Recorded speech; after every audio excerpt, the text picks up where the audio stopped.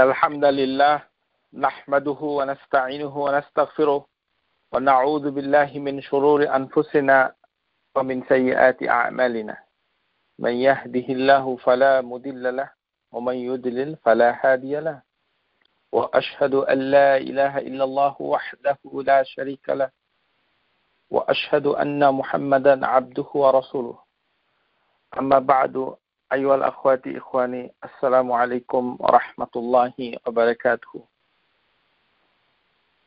আমরা গত ক্লাসে আল খালিক আল খাল্লাক এই দুইটি নাম নিয়ে আমরা বিস্তারিত আলোচনা করেছি।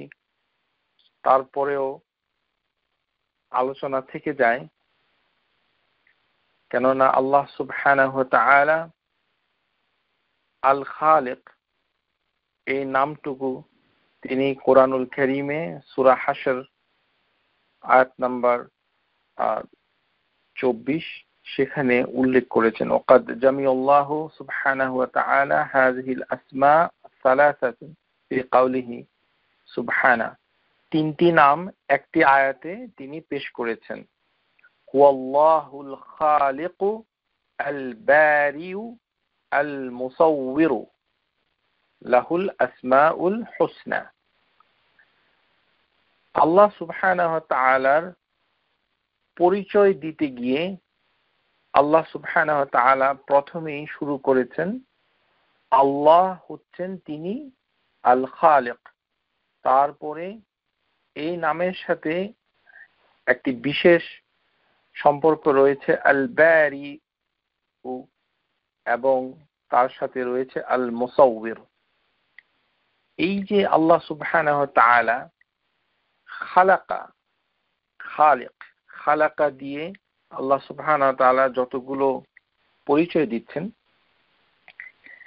কাউকে আল্লাহ সুবহানাহু ওয়া তাআলার সাথে পরিচয় করিয়ে দিতে চাইলে শুরু করতেই হবে যে আল্লাহ হচ্ছেন তিনি যিনি সৃষ্টি করেছেন। এভাবেই তাওহীদ এর ক্ষেত্রে যখনই আমরা আল্লাহ সুবহানাহু ওয়া তাআলার পরিচয় মানুষের কাছে তুলে ধরব, বাচ্চাদের কাছে বলবো যে আল্লাহ সুবহানাহু ওয়া তাআলাকে কিভাবে তারা বুঝবে, যেভাবে আল্লাহ সুবহানাহু ওয়া তাআলা শুরু করেছেন। আল্লাহ সুবহানাহু ওয়া তাআলা তিনি সূরা আল আলাক যে প্রথম যে আয়াতটা, এটি রাসূলুল্লাহ সাল্লাল্লাহু আলাইহি ওয়াসাল্লামের প্রতি নাজিলকৃত প্রথম আয়াত। সেই আয়াতুল কারিমাতে আল্লাহ সুবহানাহু ওয়া তাআলা বলছেন, ইকরা বিইসমি রাব্বিকাল্লাযী খালাক, যে আপনি পড়ুন আপনার রবের নামের সাথে আল্লাযী খালাক, যিনি সৃষ্টি করেন। এই আয়াতে এটি প্রথম আয়াত। তার মানে আল্লাহ সুবহানাহু ওয়া তাআলা মুহাম্মদ সাল্লাল্লাহু আলাইহি ওয়াসাল্লামকে পরিচয় করিয়ে দিচ্ছেন যে তার যে রব, এই রবের প্রধান কাজই হচ্ছে একটি অন্যতম পরিচয় দানকারী কাজ। এই কাজ সবার আগে জানতে হবে যে এটি হচ্ছে আল্লাহ সুবহানাহু ওয়া তাআলার একটি মহান কাজ। এই কাজের ক্ষেত্রেই আল্লাহ সুবহানাহু ওয়া তাআলা তিনি নিজেই নিজের পরিচয় তুলে ধরছেন নবী সাল্লাল্লাহু আলাইহি ওয়াসাল্লামের কাছে। সুতরাং আমরাও যখন কারোর কাছে নতুন যিনি আল্লাহ সুবহানাহু ওয়া তাআলার সাথে পরিচিত হতে চান, তাকেও সেভাবেই শুরু করতে হবে যেভাবে আল্লাহ সুবহানাহু ওয়া তাআলা শুরু করেছেন, আল্লাযী খালাক, যিনি সৃষ্টি করেন। কিন্তু কি সৃষ্টি করেন এই কথাটা তিনি এই আয়াতে কারিমায় বলেন নাই, শুধু বলে দিয়েছেন আল্লাযী খালাক। এবং আমরা যখন জানবো যে সমস্ত মানব জাতির উদ্দেশ্যে কোরআনুল কারীম যখন নাজিল হয়, তখন যে প্রথম যে আদেশমূলক আয়াতটা যেটা এসেছে, যেটা সমগ্র মানুষদেরকে উদ্দেশ্য করে আল্লাহ সুবহানাহু ওয়া তাআলা বলছেন, সেখানেও আল্লাহ সুবহানাহু ওয়া তাআলা তাদেরকে ইবাদত করার আদেশ দিয়েছেন। কিন্তু পরিচয় হিসাবে তিনি বলেছেন যে খালাকা, সৃষ্টি করেন। ইয়া আইয়ুহান নাসু উ'বুদু রাব্বাকুম আল্লাযী খালাকাকুম তাহলে আল্লাহ সুবহানাহু ওয়া তাআলা ইবাদতের আদেশ শুরু করেছেন, সেখানেও তিনি বলেছেন যে আল্লাযী খালাকাকুম, যিনি তোমাদিগকে সৃষ্টি করেছেন। এই যে আল্লাহ সুবহানাহু ওয়া তাআলার খালাকা, এটা কোরআনুল কারীমে অনেকগুলো, প্রায় 10টার মতো জিনিস, বস্তু, বিষয়কে মানে তিনি সামনে রেখে খালাকা কথাটা ব্যবহার করেছেন। যেমন আল আরদ, পৃথিবী, আস সামাওয়াত, হেভেন, আল ইনসান, মানব জাতি, আল জান, জিন জাতি, আশ-শামস, সূর্য, আল কামার, চন্দ্র, কুল্লা দাব্বাতিন মিন মাই, যে প্রত্যেকটি জীব যেটা পানি থেকে সৃষ্টি হয়েছে। তারপরে আল্লাহ সুবহানাহু ওয়া তাআলা মানে আল মা, পানি সাথে উল্লেখ করেছেন, আল আজওয়াজ, জোড়া জোড়া, পেয়ার পেয়ার। তারপর আল্লাহ সুবহানাহু ওয়া তাআলা বলেছেন যাওজাইন, যুকরা ওয়া উনসা, যে পুরুষ এবং স্ত্রী, আল-লাইল, রাত্রি, এবং আন-নাহার, দিন। এই যে মোট 10টি, এই কথা বিভিন্ন আয়াতে ঘুরে ফিরে এসেছে খালাকার সাথে। সুতরাং 10টি বিশেষ জিনিসকে এই খালেক এর সাথে সম্পৃক্ত, যেগুলো কোনোদিনই ছিল না, আল্লাহ সুবহানাহু ওয়া তাআলা সেগুলোকে সৃষ্টি করেছেন। মানে অস্তিত্বহীন থেকে তিনি এগুলোর অস্তিত্ব দিয়েছেন। তারপর আল্লাহ সুবহানাহু ওয়া তাআলা অন্য আয়াতগুলোতে তিনি বলেছেন কুল্লা শাইইন, প্রত্যেকটা জিনিসই তিনি সৃষ্টি করেছেন। এখন কুরআনুল কারীমের দিকে যদি তাকান, তাহলে একটি আয়াতই পাবেন যেটি খালাকা দিয়ে শুরু হয়েছে। সেখানে আল্লাহ সুবহানাহু ওয়া তাআলা 7টি জিনিসের মাধ্যমে আল্লাহর পরিচয় তুলে ধরেছেন। 7টি জিনিসের পরিচয় আর কোনো আয়াতে নেই। সূরা বাকারা আয়াত নাম্বার 164। এই আয়াতে কারিমায় আল্লাহ সুবহানাহু ওয়া তাআলা শুরু করেছেন ইন্না ফি খালকিস সামাওয়াতি ওয়াল আরদ। একটি হচ্ছে যে হেভেন এবং পৃথিবী তিনি সৃষ্টি করেছেন। 2 নাম্বার ওয়াখতিলাফিল লাইলি ওয়ান নাহার, এবং রাত দিনের পরিবর্তনটা তিনি সৃষ্টি করেছেন। ওয়াল ফুলকি আল্লাতী তাজরি ফিল বাহরি বিমা ইয়ানফাউন নাস, এবং দ্রব্যবাহী চলমান সামুদ্রিক জাহাজ, যেগুলো দিয়ে মানুষের উপকার বয়ে আনে। ওয়ামা, তারপরে হচ্ছে ওয়ামা আনজালাল্লাহু মিনাস সামাই মিন মাই ফাআহইয়া বিহি আল আরদা বা'দা মাউতিহা, যে ভূমি পৃষ্ঠ যেগুলো মরে যায় সেগুলোকে তিনি হেভেন থেকে বৃষ্টি বর্ষণ করে ভূপৃষ্ঠকে আবার পুনরুজ্জীবিত করে দিয়েছেন। তারপর ওয়াবাসসা ফিহা মিন কুল্লি দাব্বা, এবং তিনি বিচরণশীল সমস্ত প্রাণী ছড়িয়ে দিয়েছেন সব জায়গায়। 6 নম্বর হচ্ছে ওয়াতাসরিফির রিয়াহ, যে বায়ুর দিক পরিবর্তন, এই যে বাতাস বইছে। তারপর 7 নম্বর হচ্ছে ওয়াসসাহাবি আল মুসাখখারি বাইনাস সামাই ওয়াল আরদ, যে বায়ু, আকাশ, মানে হেভেন এবং পৃথিবীর মাঝখানে নিয়ন্ত্রিত মেঘমালা। এই যে 7টি বিষয়, এটি একটি আয়াতে আছে, এবং এই 7টি বিষয়কে আল্লাহ সুবহানাহু ওয়া তাআলা সৃষ্টি করেছেন। তো আপনাদেরকে আমরা যখন তাওহীদের জ্ঞান দিতে যাব, আল্লাহ সুবহানাহু ওয়া তাআলার পরিচয়টা আপনি তুলে ধরতে চান অন্যের কাছে, নিজেই আগে শিখতে হবে যে আল্লাহ সুবহানাহু ওয়া তাআলা কোরআনুল কারীমে একটি আয়াতে কারিমায় যে 7টি বিষয়কে উল্লেখ করেছেন। এই 7টি বিষয় যদি আপনি ভালো করে বুঝেন, তাহলে আল্লাহর পরিচয়টা সৃষ্টির মাধ্যমে আপনি অন্যের কাছে তুলে ধরতে পারেন। প্রথমে আসুন যে আল্লাহ সুবহানাহু ওয়া তাআলা বলছেন যে হেভেন এবং আর্থ, এটি আমরা সবাই জানি যে আল্লাহ সুবহানাহু ওয়া তাআলা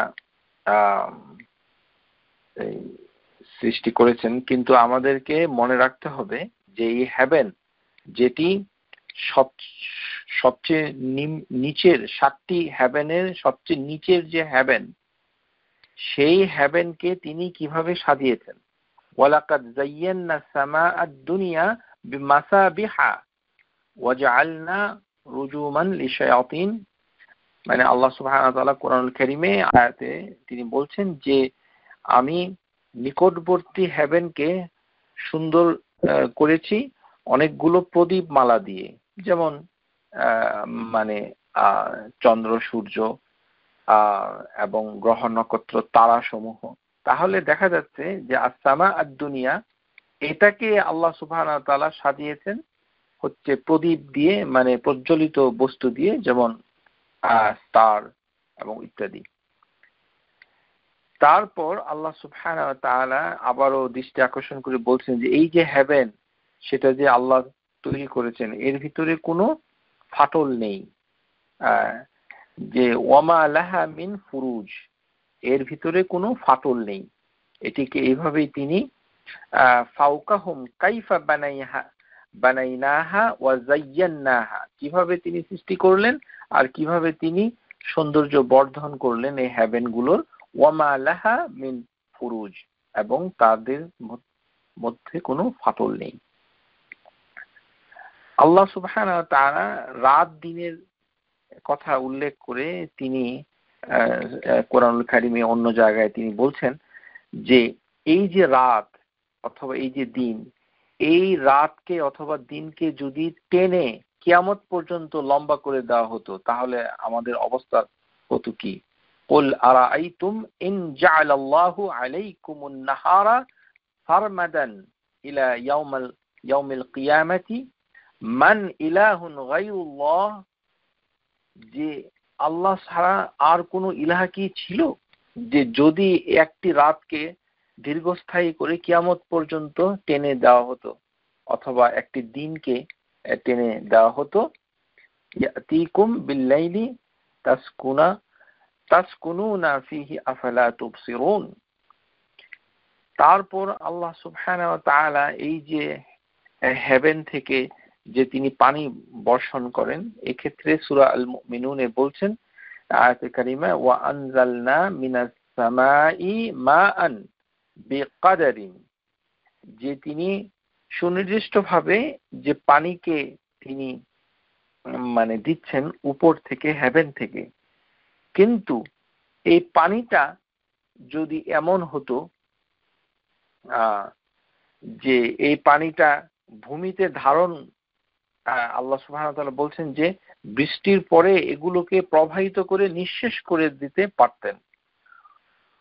ওয়া ইন্না আলা যাহাবিন বিহি লাকাদিরুন, কিন্তু আল্লাহ সুবহানাহু ওয়া তাআলা এই পানিগুলোকে ধরে রেখেছেন ভূমিতে। ফা আসকান্নাহু ফিল আরদ, তাহলে পানি যে পড়ছে এগুলো আল্লাহ সুবহানাহু ওয়া তাআলা চাইলে ভূমির ভিতরে পানিগুলো ঠেলে দিতে পারতেন, যেগুলো অ্যাবজর্ব হয়ে যেত, তাহলে আর ভূপৃষ্ঠে কোনো পানিই থাকতো না। কিন্তু শুধু পানি উপর থেকে দিচ্ছেন তা নয়, বরঞ্চ পানিটা ধারণ করার জন্য ভূমিকে তিনি পাত্র হিসাবে ব্যবহার করেছেন। তো তেমনি ভাবে যে আমরা যেটা দেখি যে বাতাসগুলো বইছে, ইয়াশা ইউসকিনির রিহা, যে আল্লাহ সুবহানাহু ওয়া তাআলা ইচ্ছা করলে এই বাতাসগুলোকে বন্ধ করে দিতে পারতেন, যে বাতাস আর বইবে না। আল্লাহ সুবহানাহু ওয়া তাআলার হুকুমেই এই বাতাসটা বইছে। সুতরাং ইয়াশা ইউসকিনির রিহা, এটি একটি বিশাল এবং বড় বিষয়, যে এই জিনিসগুলো আমরা বুঝে নেব। সুতরাং খালেক এই কথাটা বললেই তার সাথে কিছু জিনিস আপনাকে মুখস্থ করতে হবে, কেননা আল্লাহ সুবহানাহু ওয়া তাআলা সেটা মানে বলেছেন যে এগুলো নিয়ে একটু চিন্তা করতে হবে, অর্থাৎ মনে রাখতে হবে যে কোন কোন জিনিসের সাথে আল্লাহ খালেক খালাকা ব্যবহার করেছেন। এর কারণ হচ্ছে যে আমরা যদি এগুলো মানে না মুখস্থ করি, তেমন কোনো অগণিত জিনিস নয়, অর্থাৎ প্রায় 7টি জিনিস একটি আয়াতে, আর এমনি মোট 10টির কথা খালাকার সাথে যুক্ত হয়েছে। এই যে বস্তুগুলো আল্লাহ সুবহানাহু ওয়া তাআলা বলছেন, এগুলো কিন্তু অনর্থক সৃষ্টি করা হয়নি, কেননা এটাই যারা মুখস্থ করবে, মনে রাখবে এবং চিন্তা করে তারপরে আল্লাহ সুবহানাহু ওয়া তাআলাকে বলবে রব্বানা মা খালাকতা হাযা বাতিলান, যে এই কথাটা বলবে। রাসূলুল্লাহ সাল্লাল্লাহু আলাইহি সাল্লাম একবার রাতের বেলা তিনি তাহাজ্জুদের নামাজ পড়ে কেঁদেছিলেন এই আয়াতের ব্যাখ্যা দিতে গিয়ে, যে এই মুহূর্তে একটি আয়াত নাজিল হয়েছে যেখানে যদি কোনো বান্দা এগুলো নিয়ে চিন্তা না করে আর যদি না বলে তাহলে তার ধ্বংস অনিবার্য। সেই জন্য তিনি নিজেও চিন্তা করেছিলেন এবং কেঁদেছিলেন বলে হাদিসে এর প্রমাণ রয়েছে। এই বস্তুগুলো চন্দ্র সূর্য যেটাই বলছি না কেন, এগুলো হচ্ছে খালক, আর এর সাথে আমাদেরকে বুঝতে হবে যে আলা লাহুল খালকু ওয়াল আমরু তাবারাকাল্লাহু রাব্বুল আলামিন, যে আল্লাহর জন্যই হচ্ছে সৃজন। এই যে সৃষ্টিটা হচ্ছে, এটার একমাত্র মানে কাজটি করতে পারেন আল্লাহ সুবহানাহু ওয়া তাআলা, আর যিনি সৃষ্টি করেন তিনি হুকুম করেন, অর্থাৎ আল্লাহই হুকুম এর মালিক। সুতরাং ওই বস্তুগুলো এটাও আল্লাহর হুকুমের আওতায় চলছে। অর্থাৎ এই যে বড় বড় সৃষ্টি, যেমন সবচেয়ে বড় সৃষ্টি কোনটা, যদি আপনি নিজেকে প্রশ্ন করেন, একটা কুইজ কোয়েশ্চেন, সবচেয়ে বড় সৃষ্টি কোনটি? আল আরশ।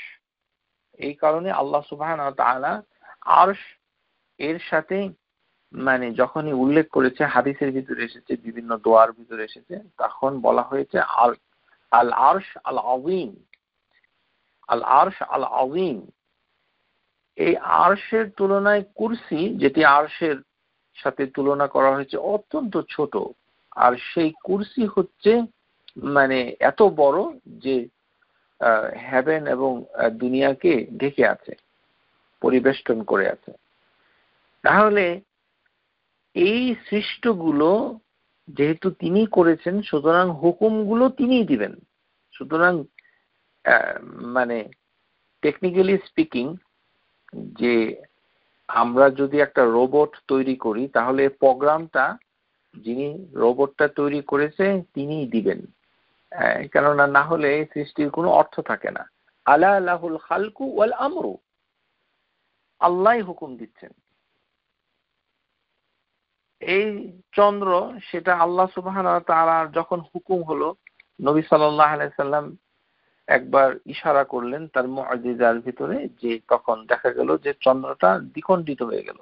তো আল্লাহ সুবহানাহু ওয়া তাআলা যদি চান তাহলে এরকম মুআজিজা তিনি দেখাতে পারেন। আমরা সবাই জানি যে সূর্য এটি তার কক্ষপথে ঘুরছে, কিন্তু এই যে সূর্য, সেটাও কিন্তু পৃথিবীতে একবার থেমে গিয়েছিল। আপনারা অনেকেই হয়তো শুনেন নাই, কিন্তু আপনারা কুরআনুল কারীমে সূরা আল কাহফে যে যুবক ছেলের কথা আল্লাহ সুবহানাহু ওয়া তাআলা বলেছেন, ওয়া ইয ক্বালা মূসা লিফাতাহু লা আবরাহু হাত্তা আবলুগা মাজমাআল বাহরাইন আও আমদিয়া হুকবা। এই যে যখন মূসা আলাইহিস সালাম সেই যুবক ছেলেটাকে বলল, এই যুবক ছেলেটার নাম কি? ইউশা বিন নুন, যাকে আল্লাহ সুবহানাহু ওয়া তাআলা পরে নবী করেছিলেন। এই ইউশা বিন নুন যখন তিনি বায়তুল মাকাদ্দাস অভিযান করছিলেন, সেটাকে দখল করার জন্য, তখন যে ধর্মযুদ্ধ হয়েছিল, সেই ধর্মযুদ্ধে তিনি একেবারে কাছে গিয়ে যখন পড়লেন, তখন এই কাহিনীটা সহিহ মুসলিম, বুখারী বিভিন্ন কিতাবের ভিতরে এসেছে। আল বাব কাউলেন নবী সাল্লাল্লাহু আলাইহি ওয়াসাল্লাম উহিল্লাত লাকুমুল গানাইম, যে তোমাদের জন্য গনিমতের মালকে হালাল করা হয়েছে। এই অধ্যায়ের ভিতরে এই হাদিসটা এসেছে যে এই যে একজন নবী ইউশা বিন নুন ফাগাজা ফাদানা মিনাল কারিয়াতি সালাতাল আসর, যে আসরের নামাজের সময় সে একটি শহরের নিকটবর্তী হলো ধর্মযুদ্ধে, আও কারিবান মিন যালিক। এখন আসরের নামাজের সময় সে শহরের নিকটবর্তী হলো, এখন শহরের ভিতরে যুদ্ধ করে শহরটাকে দখল করতে হবে এবং তার হাতে সময় খুব কম, সূর্য ডুবে যাচ্ছে। এই যে সূর্যকে ইউশা বিন নুন তখন হুকুম করেছিল, বলেছিল যে হে সূর্য, ফাকাল লিশ-শামসি ইন্নাকা মা'মুরাতুন ওয়া আনা মা'মুরুন, হে সূর্য তুমিও আল্লাহর হুকুম শুনো আর আমিও আল্লাহর হুকুম শুনি। সুতরাং এই যে সূর্য, তাকে বলা হলো যে ইন্নাকি মা'মুরাতুন, যে এবং ওয়া আনা মা'মুরুন, এবং আমিও আল্লাহর হুকুমে আদিষ্ট হই, তুমিও আল্লাহর হুকুমে চলছো। আল্লাহুম্মা ইহবিসহা আলাইনা ফাহুবিসাত, বলা হলো হে আল্লাহ এই সূর্যকে তুমি রুখে দাও, বন্ধ করে দাও, ওকে স্টপ করে দাও। ফাহুবিসাত, সাথে সাথে সূর্য থেমে গিয়েছিল সেদিন। হাত্তা ফাতাহাল্লাহু আলাইহি, যখন আল্লাহ তাদেরকে বিজয় দান করলেন। ফাজামা আল গানাইম, তখন তারা গনিমতের সম্পদগুলোকে জড়ো করলো। তাহলে আমরা দেখতে পাচ্ছি যে এই যে চন্দ্র সূর্য, সেগুলিও আল্লাহ সুবহানাহু ওয়া তাআলার হুকুম অনুযায়ী চলছে এবং আল্লাহ সুবহানাহু ওয়া তাআলা চাইলে সেটাকে তার গতিপথে স্থির করে দিতে পারেন কিছু সময়ের জন্য, যেমনটা আমরা দেখলাম। আশা করি বুঝতে পেরেছেন। এখন আল্লাহ সুবহানাহু ওয়া তাআলা এই যে তিনি এই খালাকা জিনিসগুলোকে এমন ভাবে ব্যবহার করেছেন যে এর ভিতরে একটি বিশেষ আয়াতুল কারিমাতে যেটা এসেছে যে ফাতাবারাকাল্লাহু আহসানুল খালিকিন। এখানে আহসান কথাটা দুটো আয়াতে এসেছে।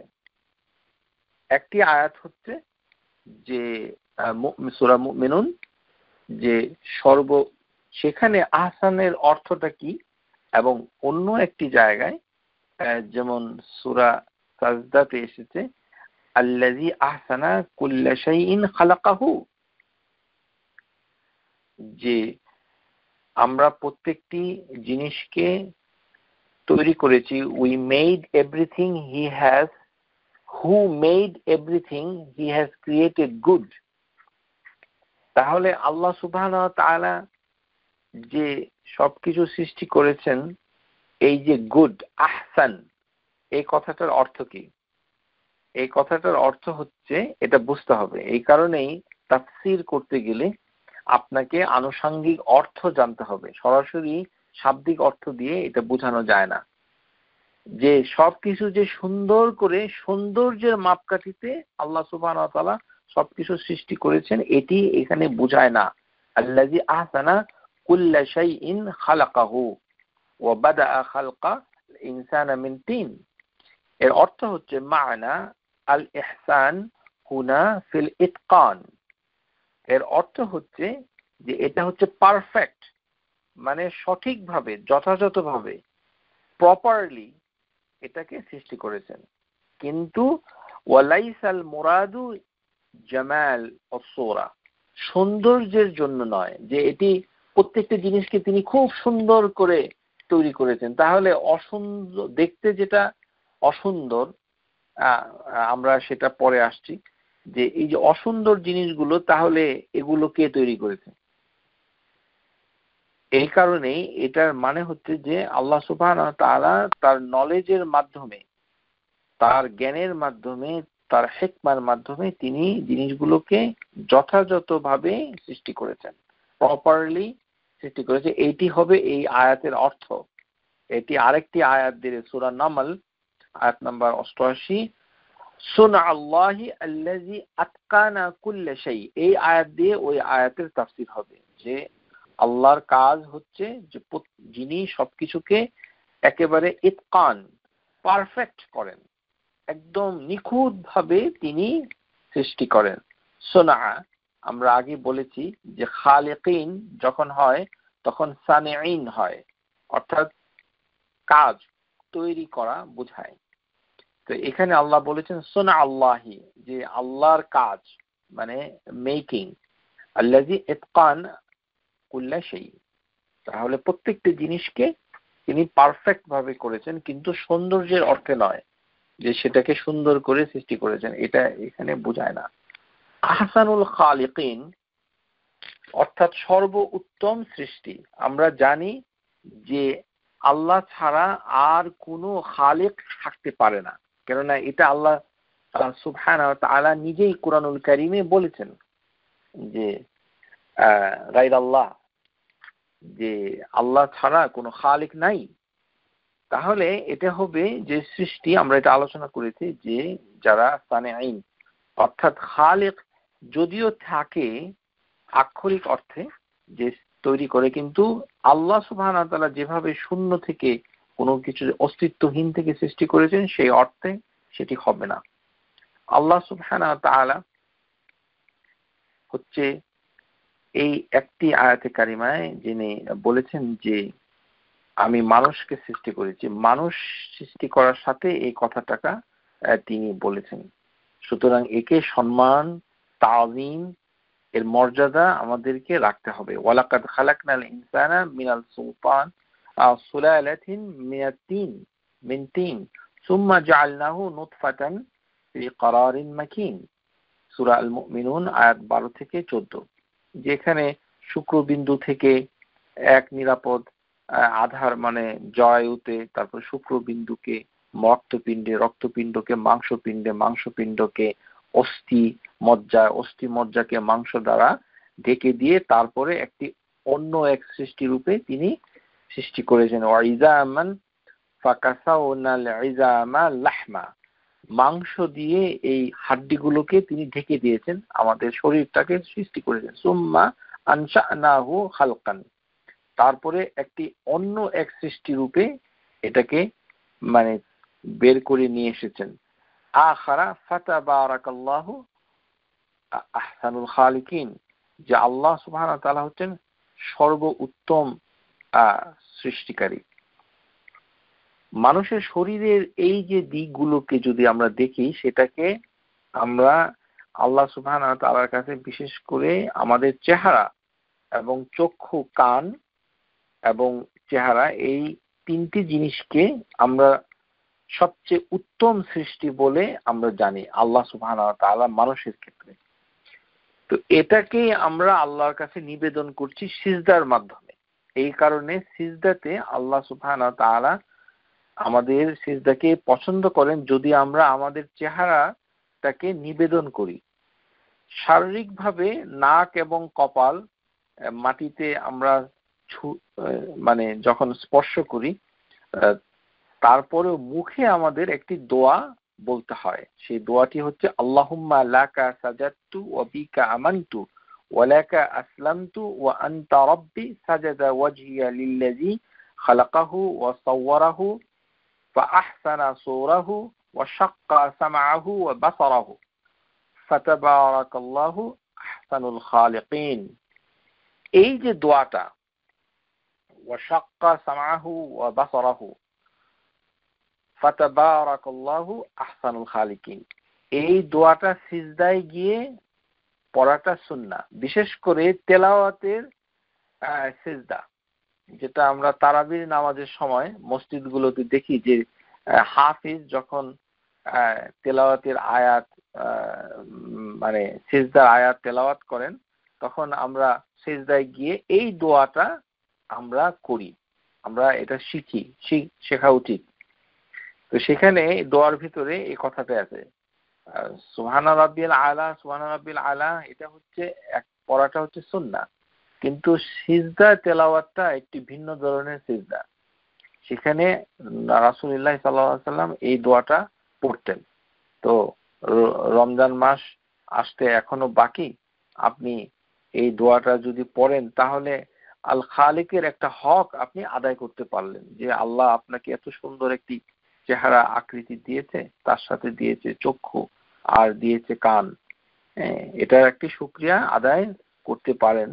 সুতরাং এটা আমাদেরকে আমলে নিতে হবে, জিনিসটাকে আমাদেরকে এইভাবে এই দৃষ্টিতেই এটা দেখতে হবে। তারপর আল্লাহ সুবহানাহু ওয়া তাআলা যে তিনি বলেছেন যে আল বারি, আমরা সেই আয়াতগুলোতে আসব। তাহলে আমরা দেখতে পাচ্ছি যে আল বারি এই কথাটা বিভিন্ন ভাবে বিভিন্ন শব্দে এসেছে। যে আল বারি এটা প্রথমে হচ্ছে যে মানে উদ্ভাবন কর্তা, অর্থাৎ আগে কিছু ছিল না।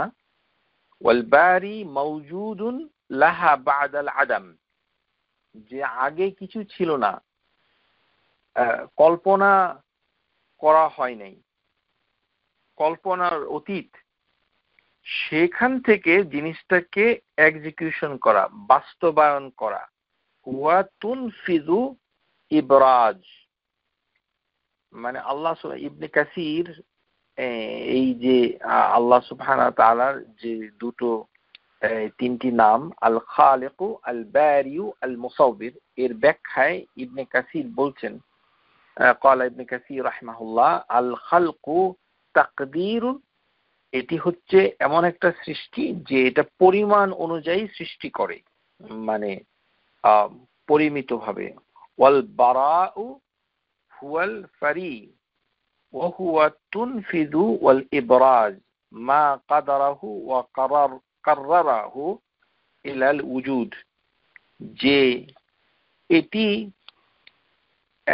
বাস্তবে বাস্তবায়ন করা, তুনফিযু ইমপ্লিমেন্টেশন, ইবরাজু মানে এটাকে দেখানো, মানে জিনিসটাকে ব্রিং আউট টু এক্সিস্টেন্স, শূন্য থেকে, এটাকেই বলা হচ্ছে বারাউ। এখান থেকেই এসেছে বারি। আর সমস্ত সৃষ্টিকে যে তিনি মুসাউবির, একটি আকার দান করেছেন, কাইফা শা, সেটি হচ্ছে যেভাবে তিনি চান সেভাবে। তো ওই যে যখন তিনি ইবনুল কাইয়িম রাহিমাহুল্লাহ তার বিখ্যাত কিতাব শিফাউল আলিল এখানে বলছেন, ফাল্লাহু ইযা আরাদা খালকি শাইন কাদ্দারাহু বিইলমিহি ওয়া হিকমাতিহি, যখন তিনি ইচ্ছা করেন সৃষ্টি করার, তখন তাকে পরিমিত সঠিক অনুপাতে সৃষ্টি করেন, অ্যাপ্রোপ্রিয়েট প্রপোর্শনে। দুটো জিনিস তার সাথে থাকে, একটি হচ্ছে ইলম আর একটি হচ্ছে হিকমা। সুম্মা বারা, তাহলে প্রথমে হচ্ছে পরিকল্পনা, পরিকল্পনাটাকেই এক অর্থে খালক বোঝা হয়ে থাকে। যদি তার সাথে বারা, সুম্মা বারা, তারপরে এটাকে বাস্তবায়ন করেন, তাহলে কোন স্কলারের মতে খালক হচ্ছে সৃষ্টির একটি পরিকল্পনা। ইযা আরাদাল খালক শাই'আন কাদ্দারাহু বিইলমি ওয়া হিকমাতি সুম্মা বারা, তারপর সেটাকে বাস্তবায়ন করছেন। তুনফিদু, এটি হচ্ছে বারা। আউজিদু ওয়াফাকা মা কাদারা ফি সূরাতি আল্লাতী শাআ ওয়া আরাদাহা, যেভাবে আল্লাহ সুবহানাহু ওয়া তাআলা চান এবং তিনি যেভাবে ইচ্ছা করেন। তাহলে আল্লাহ সুবহানাহু ওয়া তাআলা যেভাবে চান ঠিক সেভাবে করাটা হচ্ছে বারা, অর্থাৎ তিনি সৃষ্টি করেন flawlessly, create flawlessly out of nothing, out of nothing. আর বারা এই কথাটা যেমন কোরআনুল কারীমে বিভিন্ন শব্দে এসেছে। এর মূল শব্দ হচ্ছে বা রা হামজা, এর অর্থ হচ্ছে খালক একটি অর্থ, আরেকটি অর্থ হচ্ছে বা রা আলিফ মাকসুরা, এর অর্থ হচ্ছে তুরাব, অর্থাৎ ধুলোবালি। কেননা আল্লাহ সুবহানাহু ওয়া তাআলা যখন তিনি বলছেন যে দুই ধরনের সৃষ্টি তিনি করেই রেখেছেন, একটি হচ্ছে জান্নাতে যাবে, আরেকটি হচ্ছে জাহান্নামে যাবে। এটি সৃষ্টি অলরেডি হয়ে আছে। বাররিয়াতুন হুমুল খালিকা ওয়াকাদ খালাকাহুম আল্লাহু তাআলা ফাজআলা মিনহুম কাফির ওয়া মিনহুম মুমিন। তাদের ভিতরে তিনি মুমিন সৃষ্টি করেছেন, কাফের সৃষ্টি করেছেন। কামা ক্বালা সুবহানা, সূরা আত-তাগাবুন আয়াত নাম্বার 2। মানে আমাদের বাংলাদেশের আকীদা হচ্ছে যে আমরা কর্ম করে নির্ধারণ করি যে আমরা জাহান্নাম কাফের হব নাকি না মুমিন হব। এটি অন্য অর্থে শিখাতে, কিন্তু সৃষ্টিগত অর্থে সেটি ঠিক নয়। আল্লাহ সুবহানাহু ওয়া তাআলা বলছেন সূরা তাগাবুন, হুয়াল্লাযী খালাকাকুম, যে তিনি সৃষ্টি করেছেন, ফামিনকুম কাফিরুন, তাদের ভিতর কিছু হচ্ছে কাফের, ওয়া মিনকুম মুমিনুন, এবং কতগুলি হচ্ছে মুমিন। তার মানে দুটো ভাগ আল্লাহ সুবহানাহু ওয়া তাআলাই করে রেখেছেন। ওয়াল্লাহু বিমা তা'মালুনা বাসীর।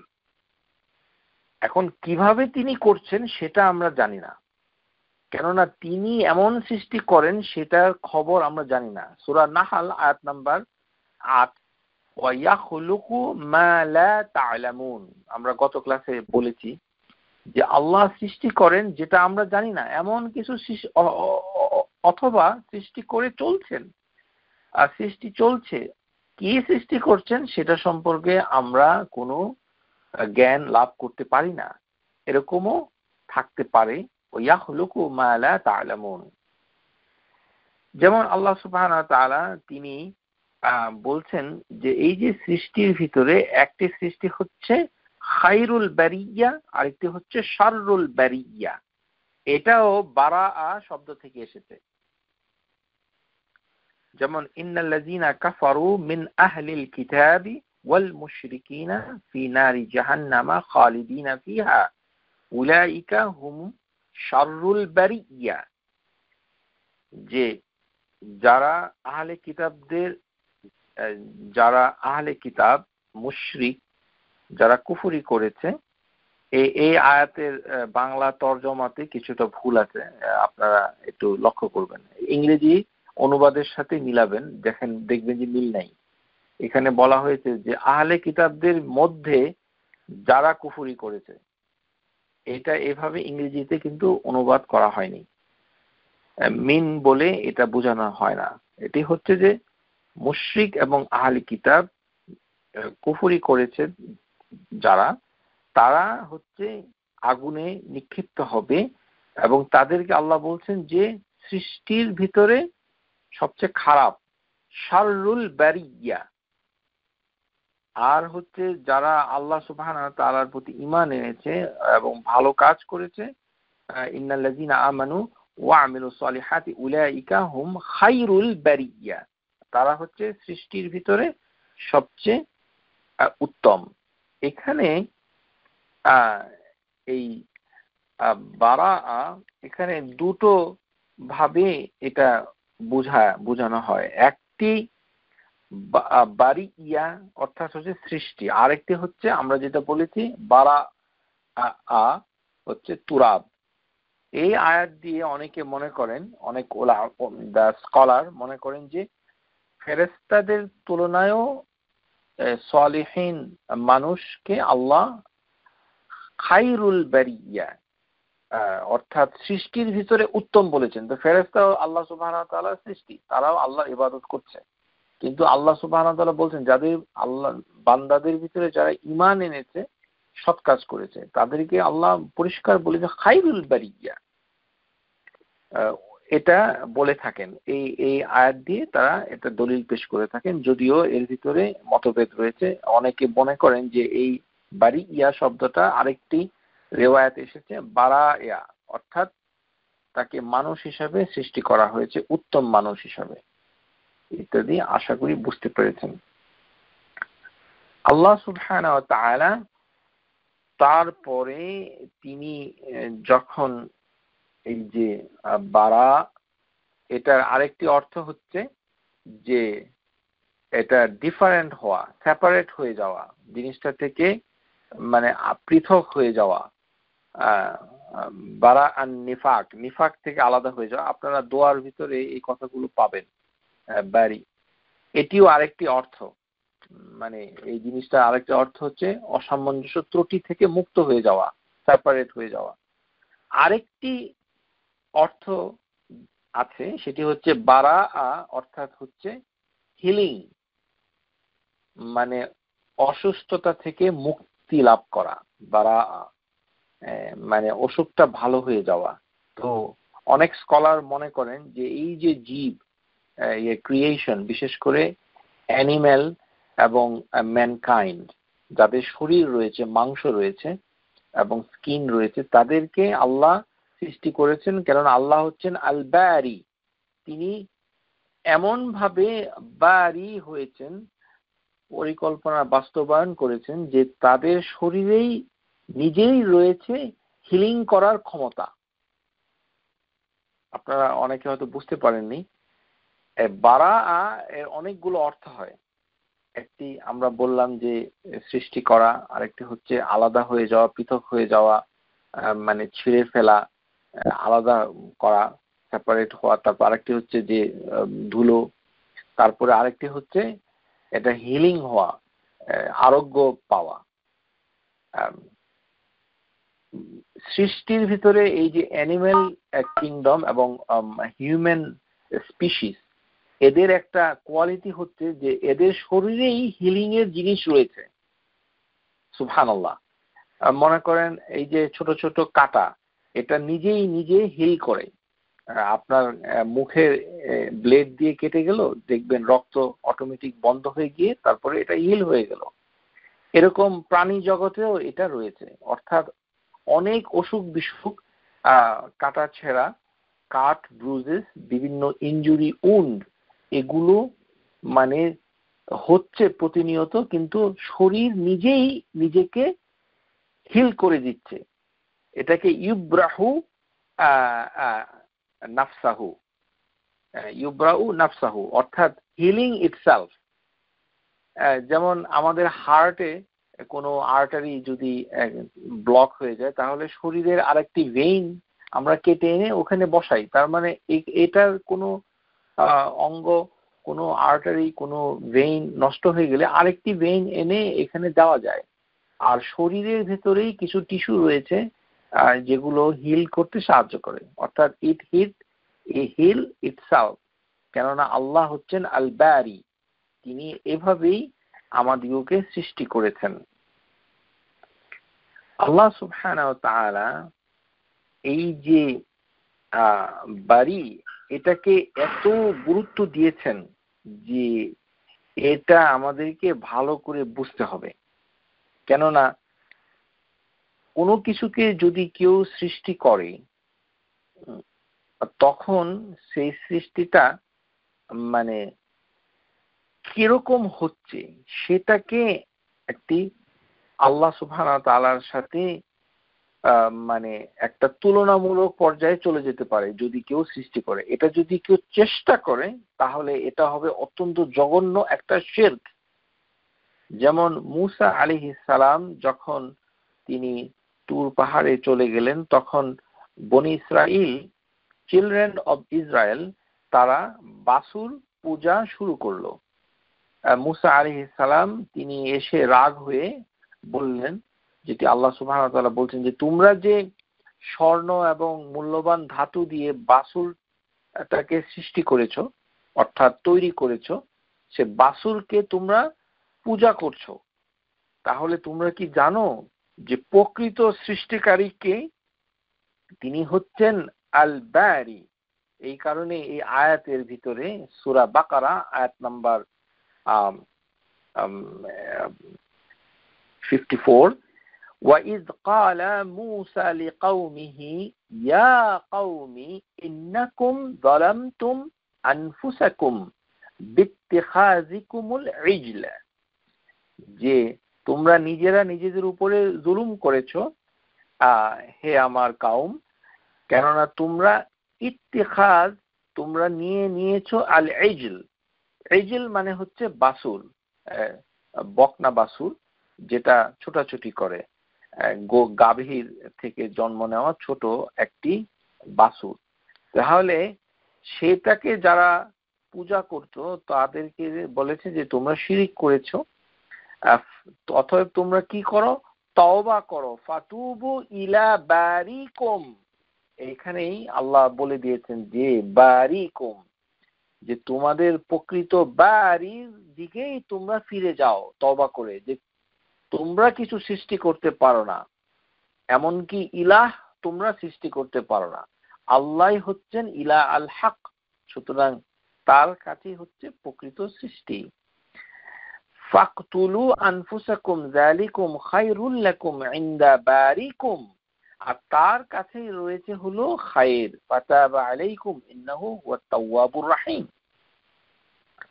তাহলে এই যে খালক, এই খালকের সাথে আমরা তিনটি জিনিস দেখতে পাই। একটি হচ্ছে ফাখালকুল আউয়ালা হুয়া তাকদির উজুদুল মাখলুক, যে মানে পরিমাণ অনুযায়ী পরিমিতভাবে সৃষ্টি করা এবং যার মাধ্যমে সৃষ্টটাকে মানে স্থায়িত্ব ঘটান, এটি একটি বিষয়। তারপরে সুম্মা বারাহু ওয়া হুয়া ইজাদু হু মিনাল আদম, শূন্য থেকে সেটাকে একটা অস্তিত্ব দেওয়া হয়। সুম্মা জাআলাহু সূরাতু আল্লাতী শাআ, তারপরে আল্লাহ সুবহানাহু ওয়া তাআলার ইচ্ছা অনুযায়ী তার একটা আকৃতি দেওয়া হয়। এখন আমাদেরকে আকৃতি জিনিসটাকে মানে জানতে হবে যে আকৃতির সাথে এটার ঘটনাটা কি। তো প্রথমেই শ্রোতাদের কাছে আমি বলে রাখছি যে আল বারি, এই যে নামটুকু, এই নামে এমন, কেননা এটি একটি উদ্ভাবন, অর্থাৎ নাই সেখান থেকে বাস্তবায়ন করা সৃষ্টিকে, execution of creation, bring out execution of the creation, তাহলে এটা হচ্ছে বারি। এই কারণে বারি কোনো কেউ হতে পারবে না। ইন্না হাযিহিল আসমাউ সালাসাতা তানকিসুম ইলা কিসমাইন, প্রথমে হচ্ছে যে এই যে তিনটি নাম, আল খালিকু, আল বারিউ, আল মুসাউবির। আল বারি এমন একটি নাম, ইসমু মুখতাসুন বিল্লাহি আযজা ওয়া জাল্লা, এটি হচ্ছে আল্লাহ সুবহানাহু ওয়া তাআলার জন্য স্পেসিফিক, নির্ধারিত। এই নাম অন্য কেউ নিতে পারবে না, কেননা বারি কেউ নাই, কেননা যেটা নাই অস্তিত্ব, সেটাকে অস্তিত্ব একটি কাঠামোর বাস্তব রূপায়ণ করা এটি কারোর পক্ষেই সম্ভব না। সুতরাং বারি প্রকৃত অর্থে কেউ নাই, সুতরাং এটি হচ্ছে ফালা ইয়াজুজ আন ইয়াতলাক আলা গায়রু বিআইয়িল হাল, কোনো অবস্থাতেই সেটা কেউ করতে পারবে না। আল বিরআ ওহুয়াল ইজাদু মিনাল আদম, শূন্য থেকে জিনিসটাকে বাস্তবায়ন করা। এই কারণে কিন্তু মুসাউবির, এটা কিন্তু সৃষ্টির ভিতরে আছে। আকৃতি দেওয়া, আকৃতি দেওয়ার অর্থটা কি? আমরা বিভিন্নভাবে ছবি আঁকার মাধ্যমে আকৃতি দিতে পারি, মূর্তি বানানোর মাধ্যমে আকৃতি দিতে পারি। এই কারণে ওই নামটুকু মুসাউবির, সেটা মাখলুকের ভিতরে অর্থাৎ মানুষের ভিতরে মুসাউবির আছে। ও আম্মাল খালিক আল মুসাউবির ইন্না ইস্তেমালাল মুতলাকিন গায়রিল মুকাইয়িদিন, এটি মানে নির্দিষ্টভাবে আল্লাহর জন্য নয়, বরঞ্চ অন্যরাও মুসাউবির হয়ে যেতে পারে। এখন এই যে মুসাউবির, এটা এই নামের পরিকল্পনা আল্লাহ সুবহানাহু ওয়া তাআলা কেন একেবারে শেষের নামটুকু রাখলেন মুসাউবির?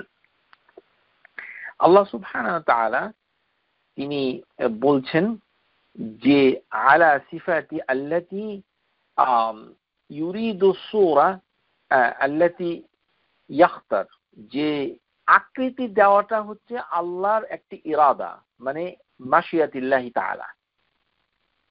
তার মানে আমরা আল্লাহর একটি ইরাদাতুল কাউনিয়া যেটা পেলাম, সেটি হচ্ছে মাশিয়া মানে আল্লাহর অপ্রতিরোধ্য একটি ইরাদা, যে জিনিসটাকে আল্লাহ সুবহানাহু ওয়া তাআলা তিনি একটি আকৃতি দিবেন। এই কারণে সূরা আল ইনফিতার আয়াত নাম্বার 8 আল্লাহ সুবহানাহু ওয়া তাআলা বলছেন, ফি আইয়ি সূরাতিন মা শাআ রাক্কাবাক, যে প্রত্যেকটি সূরা, প্রত্যেকটি আকৃতিতে মা শাআ, এই যে মাশিয়াতিল্লাহ আল্লাহর ইচ্ছা, যেটা ঘটবেই, যেভাবে আল্লাহ চান সেইভাবে, সেটা কারোর জন্য ভালো হতে পারে, কারোর জন্য অমঙ্গলও হতে পারে, কিন্তু এটা ঘটবেই। এই যে আকার, সেটা আল্লাহ সুবহানাহু ওয়া তাআলার একমাত্র স্বাধীনতা। তিনি মুসাউবির, তিনি আকৃতিটা দেন। রাক্কাবাক, যে রাক্কাবা অর্থাৎ হচ্ছে নির্মাণ করা, যে মা শাআ রাক্কাবাক। তাহলে আমরা এখানে পেলাম ফি আইয়ি সূরাতিন, প্রত্যেকটি সূরা আল্লাহ সুবহানাহু ওয়া তাআলার ইচ্ছার সাথে এটি সম্পর্ক হচ্ছে, মানে তিনি এটাকে তৈরি করছেন, এর আকৃতি দান করছেন। এই কারণে আল্লাহ সুবহানাহু ওয়া তাআলা অন্য আয়াতে বলছেন, কারিমাতে সূরা আল আরাফ আয়াত 11, ওয়ালাকাদ খালাকনাকুম সুম্মা সাওয়ারনাকুম, প্রথমে তিনি সৃষ্টি করেন, তারপরে তিনি আকৃতি দেন। তাহলে আকৃতি দেওয়াটা আল্লাহর একটা কাজ, সেটা হচ্ছে এক ধরনের মাশিয়াতিল্লাহি তাআলা। আপনারা যারা তাকদীরের লেকচার শুনেছেন তারা হয়তো জেনে থাকবেন যে আল্লাহর ইচ্ছা দুই ধরনের, ইরাদাতুশ শারঈয়্যা, ইরাদাতুল কাউনিয়্যা। তো এটি হচ্ছে ইরাদাতুল কাউনিয়্যা, অর্থাৎ সৃষ্টিগত একটি ইরাদা, আর আরেকটি হচ্ছে বিধানগত ইরাদা, যেটা পছন্দনীয় হয় সবসময়, কিন্তু সবসময় যে ঘটবে এর কোনো মানে ঠিক নেই, ঘটতেও পারে নাও ঘটতে পারে, কিন্তু এই যে ইরাদা যেটি হচ্ছে কাউনিয়া, সেটা ঘটবেই। সেটা পছন্দ হতে পারে, আবার অপছন্দনীয় হতে পারে। তাহলে এই যে সাওয়ার নাম, অর্থাৎ এখন এই যে সাওয়ার নাকুম মানে আকৃতি দিচ্ছেন, এটা এমন ভাবে তিনি দিচ্ছেন যে তিনি এটা মায়ের পেটে দিচ্ছেন। আমরা এইভাবেও পাই সূরা আলে ইমরান, হুয়াল্লাযী ইউসাউবিরুকুম ফিল আরহাম কাইফা ইয়াশা, যে তিনি তোমাদিগকে আকৃতি দান করেন কোথায়? ফিল আরহাম কাইফা ইয়াশা, যে তোমাদের মায়ের পেটে জরায়ুর ভেতরে ইউটেরাসে আকৃতি দান করেন। তাহলে আকৃতিটা দেন কে? আল্লাহ সুবহানাহু ওয়া তাআলা। তাহলে আল্লাহ সুবহানাহু ওয়া তাআলা আকৃতি দান করেন। এখন আমাদের সমাজে কি দেখা যায়, যে প্রেগন্যান্সির সময় দেখা গেল ডাক্তার বলছে যে ওর তো অ্যানেনসেফালি হবে, ওর ডাউন সিনড্রোম হবে, ওর টার্নার সিনড্রোম হবে, ওর ক্রোমোজোমাল অ্যাবনর্মালিটি, ওর মাথাটা একটু চ্যাপ্টা হবে ইত্যাদি। তো সুতরাং কি করো, অ্যাবর্শন করে দাও। আর তখনই শুরু হয়ে যায় দৌড়াদৌড়ি। এই যে একটা বিষয়, এটা প্রথমে আমাদেরকে কিভাবে দেখতে হবে যে এটি আল্লাহ আকৃতিটা দান করেন। তাহলে কি আপনি আল্লাহর আকৃতি দেওয়াটাকে পছন্দ করছেন না? আল্লাহ সুবহানাহু ওয়া তাআলা নিজের জ্ঞান ইলমিহি, আরেকটি হচ্ছে বিহিকমাতি, এর মাধ্যমেই তিনি এইটা দিচ্ছেন। আর এটি হচ্ছে মাশিয়াতিল্লাহি তাআলা। এটা আমাদের চিন্তা করা উচিত। প্রথমে ফতোয়া রয়েছে, আপনারা অনেকেই জানেন যে 120 দিনের আগে অনেক স্কলার বলেছেন যে মানে অ্যাবর্শন করাটাকে জায়েজ বলেছেন, কিন্তু অনেক স্কলার আবার নিষেধও করেছেন যে এটা করা যায় না। কিন্তু 120 দিন হয়ে যাওয়ার পর কোনো অবস্থাতেই সেখানে অ্যাবর্শন করা যায় না। এর কারণ হচ্ছে আকৃতিটা শুরু হয় তখন থেকে, যেটা আল্লাহ বলছেন, হুয়াল্লাযী ইউসাউবিরুকুম ফিল আরহাম কাইফা ইয়াশা, আল্লাহ যেভাবে চান সেভাবে। এখন নাক বোচা অথবা মাথার অর্ধেকটা নাই, চোখ একটা নেই অথবা ঠোঁট কাটা, এটা তো আল্লাহ সুবহানাহু ওয়া তাআলা চাচ্ছেন। এই কারণেই মানে পিতামাতার উচিত ওয়া আলাল ওয়ালিদাইন সবরুন ওয়া রিদাআ বিল কাদরিল্লাহি তাআলা, আল্লাহর তকদিরের উপরে প্রথমে সবর করা উচিত, আর কি মানে এটাকে মানে সন্তুষ্ট থাকা উচিত। তকদিরের উপর সন্তুষ্ট থাকতে হবে, না হলে ঈমান পরিপূর্ণ হবে না, এটা তার জন্য একটা পরীক্ষা। আল্লাহ সুবহানাহু ওয়া তাআলা বলছেন তাযকুরু কাওলাল্লাহি তাআলা وعسى أن تكرهوا شيئا وهو خير لكم وعسى أن تحبوا شيئا وهو شر لكم والله يعلم وأنتم لا تعلمون। সূরা বাকারা আয়াত নাম্বার 216। যেটা তোমরাকে ঘৃণা করছো সেটা কিন্তু তোমাদের জন্য ভালো। ওয়াসা আন তাকরাহু শাইআন, যেটাকে তোমরা ঘৃণা করছো ওকে অবর্ষণ করে দাও, ওই বাচ্চাটাকে হত্যা করো, মেরে ফেলো। ওয়াহুয়া খায়রুল লাকুম, এটা তোমাদের জন্য ভালো ছিল। আর যেটা আমরা মনে করছি যে আমাদের জন্য খুব ভালো, একটা ছেলে হবে, ফুটফুটে ছেলে, ফুটফুটে একটা মেয়ে হবে, ওয়াসা আন তুহিব্বু শাইআন ওয়াহুয়া শাররুল লাকুম, দেখা যাবে যে এটাই তোমাদের জন্য প্রচন্ড সমস্যা, অকল্যাণ বয়ে নিয়ে আসছে, তোমাদের জন্য আযাবের কারণ হয়ে গিয়েছে। আল্লাহু ইয়ালামু ওয়া আনতুম লা তা'লামুন, আল্লাহই ভালো জানেন, তোমরা কিছুই জানো না। আল্লাহ সুবহানাহু ওয়া তাআলা বলছেন সূরা নিসা আয়াত নাম্বার 19, ফাআসা আন তাকরাহু শাইআন ওয়া ইয়াজআল্লাহু ফীহি খায়রান কাসীরান, যেটাকে তোমরা ঘৃণা করো, যে জিনিসটাকে তোমরা পছন্দ করো না, ফাআসা আন তাকরাহু শাইআন, সেটাকে আল্লাহ কি করতে পারেন, ওয়া ইয়াজআল্লাহু ফীহি খায়রান কাসীরান, তোমাদের প্রচুর ভালো খায়ের এটা দিয়ে দিতে পারেন এর মধ্য দিয়ে। আহা, মানুষ এটা বোঝে না, শুধু ডাক্তারের কথা শুনে হইচই শুরু করে, অস্থির হয়ে পড়ে, নিজের ঈমান নিজের তাওহীদ বিপন্ন করে দেয়, বলে যে মানে ওটাকে হত্যা করে ফেলি, মেরে ফেলি। আরে এটা তো আল্লাহ সুবহানাহু ওয়া তাআলার একটি পরীক্ষা। তো তকদিরের ভিতরে ভালো থাকবে, মন্দও থাকবে, নাকি না এটাকে পরিবর্তন করা সম্ভব?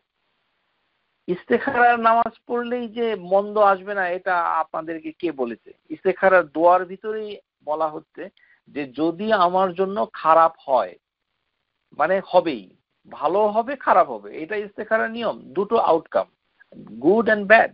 ওয়া ইন কুনতা তা'লামু আন্নাহু শারর, যদি আল্লাহ আপনি জানেন যে আমার জন্য এই কাজটা খারাপ হয়, শাররুল্লি ফি দীনি ওয়া মাআশি ওয়া আকিবাতি আমরি, এই কাজটা যদি আমার জন্য খারাপ হয়, তার মানে কাজটা খারাপ হতে পারে। ইস্তেখারার পরে দেখা গেল যে কাজটা জঘন্য হয়েছে, তার ক্ষতি হয়ে গেছে জীবনের জন্য, তাহলে হবে কি? কিছুই হবে না, এটা তাকদীরের পার্ট।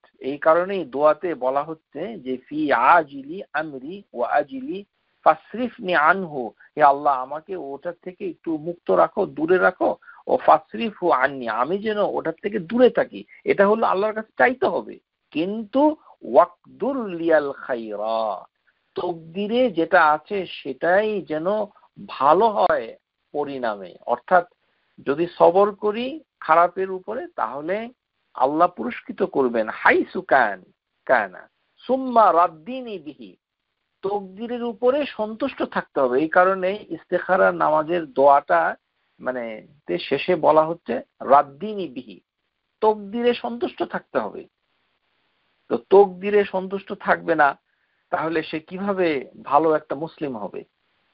হ্যাঁ, সুতরাং এইটা আমাদেরকে লক্ষ্য রাখতে হবে যে এগুলি হচ্ছে তাকদীর। আল্লাহ সুবহানাহু ওয়া তাআলা তিনি সৃষ্টি করছেন, এই কারণেই আল্লাহ সুবহানাহু ওয়া তাআলা সূরা আল গাফির এখানে তিনি মনে করিয়ে দিচ্ছেন, আল্লাহ পরিচয় দিচ্ছেন আল্লাযী জা'আলা লাকুমুল আরদা কারারান ওয়াস সামাআ বিনাআন, যে পৃথিবীকে তিনি নিরাপদ স্থান করেছেন, স্থায়িত্ব দিয়েছেন, এবং হেভেনকে উপরে সৃষ্টি করেছেন, ওয়া সাওয়ারাকুম ফাআহসানা সুওয়ারাকুম, যে তিনি আকৃতি দিয়েছেন, ফাআহসানা সুওয়ারাকুম, এবং আকৃতিগুলোকে সুন্দর করেছেন। অর্থাৎ কিরকম সুন্দর? এর অর্থ হচ্ছে পরিমিত করেছেন, মানে জিনিসটাকে সঠিক মাপে দিয়েছেন, তাকদীর করেছেন।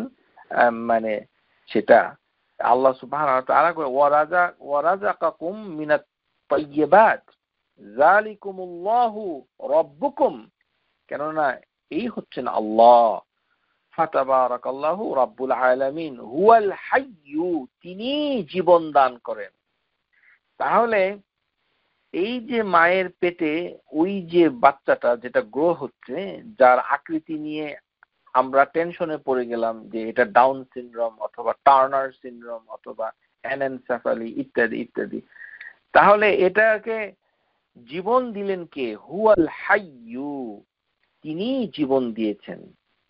সুতরাং আকৃতি যিনি দিয়েছেন তিনি কাইফা ইয়াশা, তিনি তার ইচ্ছাতেই এটা হয়েছে। আমরা সেটা ইচ্ছা করলে হবে না, আল্লাহর ইচ্ছাই চূড়ান্ত ইচ্ছা। সেই ইচ্ছায় আমাদেরকে নিজেদেরকে সঁপে দিতে হবে, নিজেদেরকে মানে যেটা করতে হবে যে নিজেদেরকে সেখানে আত্মসমর্পণ করতে হবে। এটা আমাদের নজরে আসতে হবে, আশা করি বুঝতে পেরেছেন। এখন আসুন যে এই যে সূরা, এই যে মানে বিভিন্ন ধরনের মানে আমরা বলেছি যে মুসাউবির, এখন সৃষ্টির ভিতরে মুসাউবির কারা? মুসাউবির আছে কিনা? হ্যাঁ আছে। যে যারা মূর্তি তৈরি করে, ছবি তোলে, এগুলিও ওই মুসাউবিরের আওতায় পড়ে যাবে, পড়ে গেছে। প্রথমে আসুন যে ছবির ব্যাপারটা আমরা আলোচনা করি, কেননা আল্লাহ সুবহানাহু ওয়া তাআলা হচ্ছেন মুসাউবির। এখন অন্য কেউ যদি আবার ছবি অথবা প্রতিকৃতি, ইমেজ, আমরা ইমেজ বলবো, ইমেজ যদি করে, তাহলে আল্লাহ সুবহানাহু ওয়া তাআলা সেটাতে খুবই তিনি শাস্তি দিবেন। লা'নান নবী সাল্লাল্লাহু আলাইহি ওয়াসাল্লাম আল মুসাউবিরুন, রাসূলুল্লাহ সাল্লাল্লাহু আলাইহি ওয়াসাল্লাম অভিশাপ করেছেন। দেখুন, রাসূলুল্লাহ সাল্লাল্লাহু আলাইহি ওয়াসাল্লাম অভিশাপ করেছেন কাকে? যারা রূপ দান করে। মুসাউবির মানে হচ্ছে রূপ দাতা, আকৃতি দেওয়া, মানে যারা ইমেজ মেকার, ইমেজকে তৈরি করে। ইমেজ বলতে স্কলাররা বলেছেন চেহারাটাকে ইমেজ বলা হয়েছে, মানে চেহারা, যে চেহারাতে চোখ, কান, নাক, মুখ, ঠোঁট এটা থাকে, এটা ইমেজ। এটা যারা তৈরি করে, সেটা মূর্তির ভিতরেই হোক আর ছবির ভিতরে সুন্দর করে হোক, সবগুলোই ব্যাখ্যাতে চলে এসেছে। রাসূলুল্লাহ সাল্লাল্লাহু আলাইহি ওয়াসাল্লাম সেটাকে তিনি লান করেছেন। যেমন মান সাওয়ারা সূরাতান ফিদ দুনিয়া কুল্লিফা ইয়াউমাল কিয়ামাতি আন ইয়ানফাখু ফিহা রাউহি ওয়া লাইসা বিনাফিখ, যে কিয়ামতের দিন মানে ওই ব্যক্তি যে ইমেজ তৈরি করেছিল, মানে প্রতিকৃতি তৈরি করেছিল, মূর্তি তৈরি করেছিল, ছবি তৈরি করেছিল, তাকে বলা হবে যে তুমি এটার ভিতরে রূহ ফুঁকে দাও, তো সে রূহ ফুঁকে দিতে পারবে না। তখন আল্লাহ সুবহানাহু ওয়া তাআলা তাকে শাস্তি দিবেন। ইন্না আশাদ্দান নাস আযাবান ইনদাল্লাহি ইয়াউমাল কিয়ামাতি মুসাউবিরুন, যে মানুষের ভিতরে সবচেয়ে বেশি শাস্তি দেওয়া হবে কিয়ামতের দিন। প্রিয় শ্রোতা, এই শাস্তিটা কিন্তু জাহান্নামে নয়, কিয়ামতের দিন। ওই যে হিসাব যখন হবে, মানে মুসলমানও হতে পারে, অন্য ধর্ম অমুসলিমও হতে পারে, যে কেউ হতে পারে, অর্থাৎ তার মানে শাস্তি হবে কিয়ামতের দিনেই হয়ে যাবে। ইন্না আশাদ্দান নাস আযাবান ইনদাল্লাহি ইয়াউমাল কিয়ামাতি মুসাউবিরুন, যারা ইমেজ মেকার, যারা প্রতিকৃতি তৈরি করে। এই কারণে প্রতিকৃতি তৈরি করা ঠিক না। যারা আর্ট করে, মানে যত কম পারা যায় ততই ভালো। আল্লাহ সুবহানাহু ওয়া তাআলা আমাদের সবাইকে রক্ষা করুন। জা রাজুলুন ইলা ইবনে আব্বাস ফাকাল এক ব্যক্তি ইবনে আব্বাসের কাছে এসে বলল, ইন্নী রাজুলুন উসাউবিরু হাযিহি সাওয়ারা ফাআফতিনি ফিহা। এক ব্যক্তি এসে বলল যে আমি তো ইমেজ তৈরি করি, আমাকে আপনি উপদেশ দিন। তখন ইবনে আব্বাস তিনি বললেন, সামি'তু রাসূলুল্লাহ সাল্লাল্লাহু আলাইহি ওয়াসাল্লাম ইয়াকুল কুল্লু মুসাউবির ফিন্নার। প্রত্যেকটি ইমেজ মানে প্রতিকৃতি তৈরি, ছবি নির্মাণকারী আগুনে যাবে, জাহান্নামে যাবে। ইয়াজআলু লাহু বিকুল্লি সূরাতিন সাওয়ারাহা নাফসাহা ফাতুআযিবুহু ফি জাহান্নাম। যে প্রত্যেকটা ইমেজ যারা তৈরি করে তাকে বলা হবে যে তুমি যেটা তৈরি করেছো তার হায়াত দান করো, তাকে রূহ মানে তাকে জীবন দান করো, কিন্তু সে সেটা পারবে না, তখন তাকে শাস্তি দেওয়া হবে জাহান্নামে। এখানে হাদিসের ভিতরে জাহান্নামও এসেছে, অর্থাৎ কিয়ামতের দিনও হতে পারে শাস্তি, আবার জাহান্নামেও শাস্তি হতে পারে, দুই জায়গায় হতে পারে। قال ابن عباس إن كنت لا بد فاعلا فاصنع شجرة وما لا نفس له। যে তোমাকে যদি কোনো ছবি তৈরি করতে হয়, ইমেজ কোনো কিছু, তাহলে তুমি গাছ অথবা ইনঅ্যানিমেট মানে প্রাণহীন বস্তুর ছবি তৈরি করতে পারো। আশা করি আপনারা অনেক সবাই সেটা জানেন। কিন্তু এখানে একটা বিষয় আপনাদের কাছে বলতে চাই, আর যেমন হাদিসের ভিতরে এসেছে যারা সৃষ্টির সাথে আল্লাহ সুবহানাহু ওয়া তাআলার সাথে ঝগড়া করে, এটাকে এভাবে রাসূলুল্লাহ সাল্লাল্লাহু আলাইহি ওয়াসাল্লাম বর্ণনা করেছেন, আশাদ্দুন নাস আযাবান ইয়াউমুল কিয়ামাতি আল্লাযী ইউদাহুনা বিখালকিল্লাহ। তার অপরাধটা কি? অপরাধ হচ্ছে যে আল্লাহ হচ্ছেন মুসাউবির, তো আকৃতি দেওয়ার ডিপার্টমেন্ট, এর কাজ কর্মসূচিটা হচ্ছে আল্লাহর নিজের। আল্লাহ সুবহানাহু ওয়া তাআলা সবকিছু আকৃতি দেন, বিশেষ করে মানুষের আকৃতিটা তিনি দিচ্ছেন, এটা কোরআনুল কারীমে বর্ণনা করেছেন। এখন আমরা যদি মানুষের মতো একটা মূর্তি তৈরি করি, তাহলে আল্লাহর সাথে আমি সংগ্রাম করছি, ইয়াদাহুনা বিখালকিল্লাহ, আল্লাহর সৃষ্টির সাথে। সুতরাং এই কারণে আল্লাহ সুবহানাহু ওয়া তাআলা তিনি রাগ হয়ে মানে তাকে শাস্তি দিবেন। ইয়াকুলু রাব্ব সুবহানা, তিনি বলবেন, ওমান আযলামু মিম্মান যাহাবা ইয়াখলুকু কাখালকি, যে তুমি মানে অনেক জুলুম করেছো, তুমি চেষ্টা করেছো আমার সৃষ্টির সাথে তুমিও নিজে সৃষ্টি করার জন্য। ফাল ইয়াখলুকু যাররা, তো তুমি কি একটি যাররা পরিমাণ কিছু তৈরি করতে পারবে? আও লা ইয়াখলুকু হাব্বা, একটি গ্রেইন মানে একটা শস্য দানা, এটাকে সৃষ্টি করতে পারবে? ওয়াল ইয়াখলুকু সাইরা, মানে একটা বার্লি এর একটি দানা তুমি কি সৃষ্টি করতে পারবে? এটা হাদিসের ভিতরে এসেছে। ইন্নাল্লাযীনা ইয়াসনাউনা হাযিহি সূরা ইয়াযুবুনা ইয়াওমাল কিয়ামাতি ইয়াকুল লাহুম আহইউ মা খালাকতাকুম, যে কিয়ামতের দিন তাকে বলা হবে তাদেরকে জীবন দাও, যেগুলো তুমি সৃষ্টি করেছিলে দুনিয়াতে এগুলোকে জীবন দাও, তখন তাদেরকে শাস্তি দেওয়া হবে। ইউআযিবুনা ইয়াওমাল কিয়ামা, তাদেরকে এই কথা বলা হবে। তাহলে দেখা যাচ্ছে যে আল্লাহর গুণাবলী সাথে কম্পিট করা, প্রতিযোগিতা করা অথবা তার সমকক্ষ হওয়ার চেষ্টা করাও একটা বড় ধরনের পাপ কাজ, এবং সেটা তাওহীদ ক্ষুণ্ণ করে দেয়। এটা আমাদেরকে জানতে হবে যে ছবি আসলে ভালো কিছু না, ছবিকে পরহেজ করতে হবে। এর কারণ কি? কারণ হচ্ছে যে হাদিসের ভিতরে এসেছে লা তাদখুলু মালাইকাতু বাইতান ফি সূরা, যে ঘরে ছবি থাকে সে ঘরে ফেরেশতা প্রবেশ করে না। এটি বুখারী মুসলিমের হাদিস। এখন আবার কিছু লোক আছে যে ফেরেশতা যদি প্রবেশ না করে তাহলে তো মৃত্যুর ফেরেশতাও প্রবেশ করবে না, তাহলে তো আমার মৃত্যু হবে না, তাহলে মানে মানে ছবিওয়ালা ঘরের ভিতরে মৃত্যুর আগে গিয়ে চুপচাপ শুয়ে থাকবো, তাহলে আমার কোনো ভয় নাই। জি না, এটা বোঝায় না। ক্বালা তুহফাতুল আহওয়াজি, তুহফাতুল আহওয়াজি একটি কিতাব, সেটার ভিতরে ব্যাখ্যায় বলেছে লা তাদখুলু মালাইকা, যে ফেরেশতা প্রবেশ করবে না, এটার অর্থ হচ্ছে মালাইকাতু রাহমা, রহমতের ফেরেশতা প্রবেশ করবে না। কিন্তু সেটা লা হাফাযাহু ওয়াল মালাইকাতুল মাউত, কিন্তু মৃত্যুর ফেরেশতা, দুই কাদের ফেরেশতা, তারা প্রবেশ করবে। ছবি থাকুক আর মূর্তি থাকুক, রিগার্ডলেস, তারা যাবেই। আপনি যেখানেই যান সেখানে যাবে, শুধু রহমতের ফেরেশতা প্রবেশ করবে না। এটি হচ্ছে ব্যাখ্যা।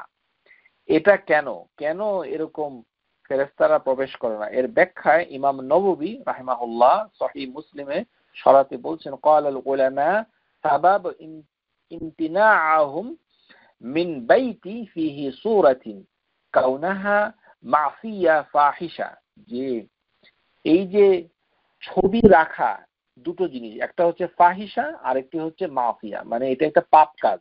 ছবি রাখাটা পাপ কাজ, মানে এই পাপ কাজ যত কম করা যায় তত ভালো। ওয়াফিহা মুদাহাতুন লিল খালকিল্লাহি তাআলা, তার যেমন ছবির মাধ্যমে সে আল্লাহ সৃষ্টির সাথে সে কম্পিট করছে।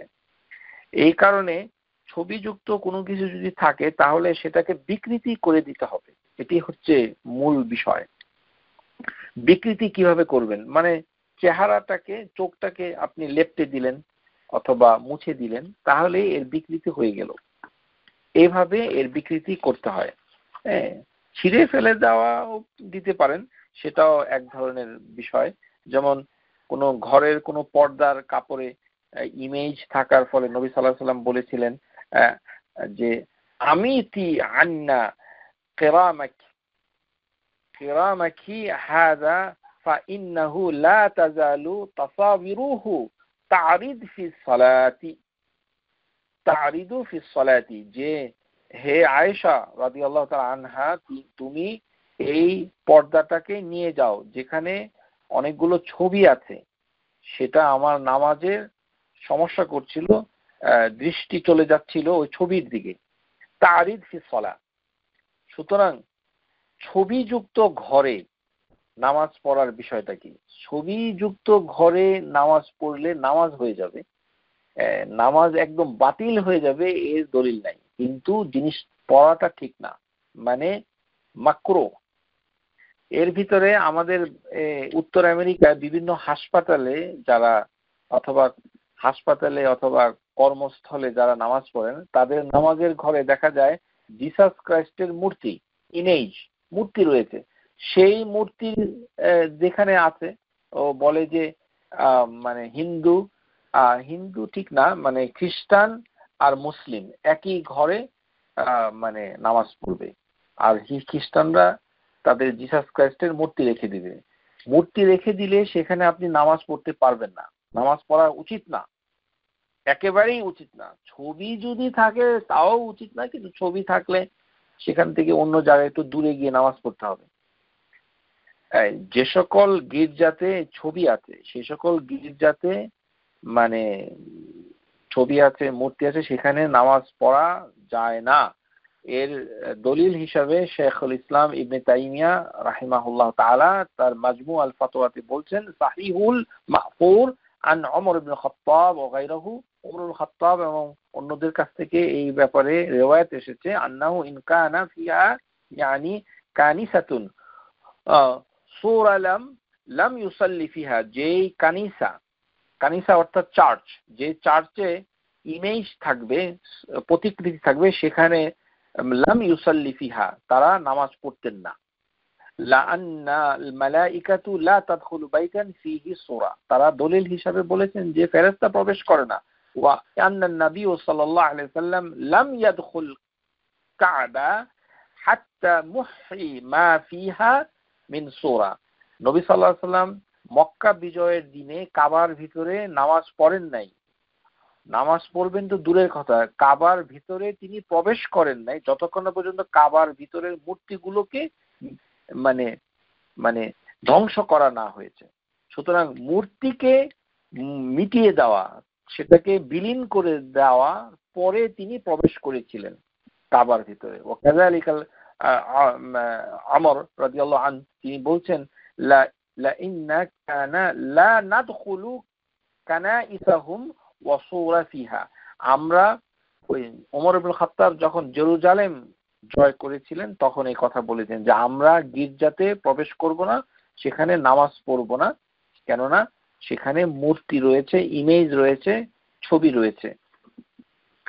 আপনাদের অনেকের ধারণা যে বর্তমানে একটি সমস্যা হচ্ছে যে আপনারা বিভিন্ন মিডিয়াতে দেখতে পাচ্ছেন যে আল-আল্লামা শেখ আল-আলবানী রাহিমাহুল্লাহ তার ছবি মানে পিকচার বিভিন্ন ইউটিউবে এবং বিভিন্ন মিডিয়াতে ছাপা হচ্ছে। এটি কিন্তু ঠিক নয়। আপনারা অনেকেই জানেন না যে শেখ আলবানীর একটি কিতাব রয়েছে আদাবুজ জাফাফ। সেই কিতাবের 33 নম্বর মাসালাতে তিনি পরিষ্কার করে বলে দিয়েছেন যে বাসর রাতের আদর্শ, এটা বাংলা অনুবাদ হয়েছে খলিলুর রহমান বিন ফজলুর রহমান রাহিমাহুল্লাহ তাআলা, তিনি এটা বাংলাতে অনুবাদ করেছিলেন আজ থেকে বহু বছর আগে। তো সেখানে 33 নম্বর পৃষ্ঠা সংখ্যা 81, সেখানে তিনি একটা চ্যাপ্টারই লিখেছেন শেখ আলবানী যে তারিকু হুদুরুদ দাওয়াতু আল্লাতী ফিহা মাসিয়া, যে দাওয়াত মানে আমাদের অনেকে দাওয়াত দেয় না, আসেন আসেন ইনভাইটেশন, আমাদের বাসায় আসেন, যে কোনো দাওয়াত যেখানে দেওয়া হবে সেই দাওয়াতে যদি কোনো পাপ কাজ হয় তাহলে সেই দাওয়াতে যাওয়া যাবে না। তারিখু হুদুরুদ দাওয়াতি আল্লাতী ফিহা মাসিয়া, যেমন নারী পুরুষ একসাথে মেলামেশা, অথবা কোনো জায়গায় বড় বড় ছবি টাঙ্গিয়ে রেখেছে, সেখানে গান বাজনা হয় ইত্যাদি।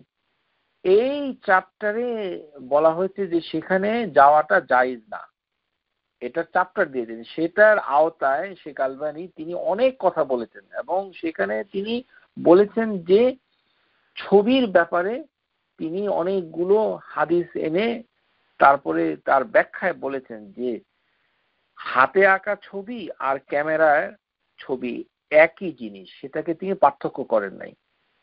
আমাদের বর্তমান জমানার ভিতরে এই শেখ আলবানী হচ্ছেন একমাত্র স্কলার যিনি এর ভিতরে কোনো পার্থক্য করেন নাই। তাসবির এটা ছবি, সেটা যেভাবেই তোলা হোক, সেটা ক্যামেরায় হোক অথবা হাতে আঁকা হোক, দুটাকেই তিনি একভাবে দেখেছেন। যে আঙ্গুলের চাপে বাটন টিপে যদি মেশিনের মাধ্যমে একটা ইমেজ তৈরি হয় সেটাকে তিনি পৃথক করেন নাই, বলেছেন যে এটি একই জিনিস। তার মতে রাহিমাহুল্লাহ তাআলা তিনি বলছেন যে আঙ্গুলের চাপে যদি মূর্তি তৈরি করা যায়, মূর্তিও তো আঙ্গুলের চাপে মেশিনে ডাইসে তৈরি করা যায়, তাহলে সেটা হারাম হলে এটা হারাম হবে না কেন? এইভাবে তিনি যুক্তি পেশ করেছেন যে কয়েক সেকেন্ডের মাধ্যমে যদি কোনো মেশিনের মাধ্যমে ছবিও যদি তৈরি করা যায়, সেভাবে কয়েক সেকেন্ডের মাধ্যমে একটা বাটন টিপে মেশিনের মাধ্যমে প্লাস্টিকের অথবা অন্য কোনো ধাতুর মূর্তিও তৈরি করা যায়। অর্থাৎ যেটা বলতে চাচ্ছি প্রিয় শ্রোতা, যে আপনারা ধোকায় পড়বেন না যে শেখ আলবানীর এই ছবি দিয়ে তিনি এইটা বোঝাচ্ছেন না, মানে তার ছবি তো তিনি নিজে এই কাজের জন্য তোলেন নাই, অন্যরা হয়তো তুলেছে, সেটা মিডিয়াতে প্রচার হচ্ছে, কিন্তু তিনি কিন্তু নিষেধ করেছেন এবং তার কিতাবে অনেক বিস্তারিত তিনি আলোচনা করে পরিষ্কার করে দিয়েছেন যে ছবি তোলা জায়েজ না এবং ছবি এবং প্রতিকৃতি ইমেজ একই জিনিস।